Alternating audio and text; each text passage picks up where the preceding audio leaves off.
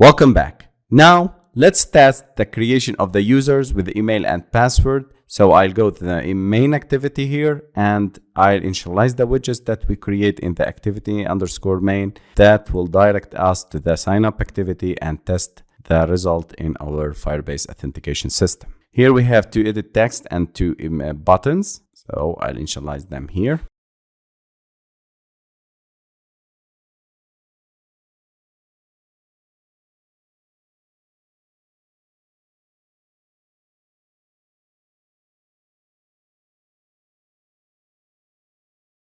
Then create account button dot set on click listener, new on click listener. And here I need to direct the user from this main activity to another activity, new intent. And by the way, we can use the lambda expression from here, replace with lambda, so v, and it will direct us. So instead of using this new view on click listener, it will cast it to a lambda v and like this. And we remove the override and the on-click method. So this will represent the on-click method.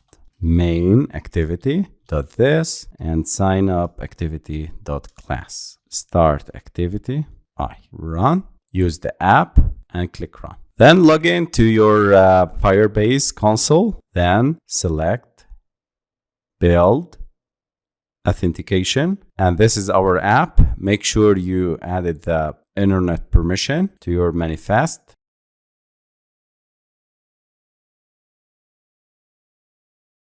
Click on create account, and this is our sign up activity. I'll start with, for example, jack@gmail.com, password 1234, and the username Jackie. Click on sign up, and we need to use a real email. So this is my email. Click sign up.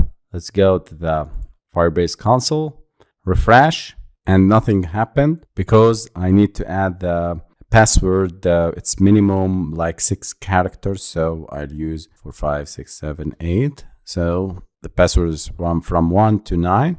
Click sign up and the account is created successfully. Those message will appear. Refresh and you can see that this is the account, the identifier, the user ID. This is the user ID created October 2nd. And signed in October 2nd.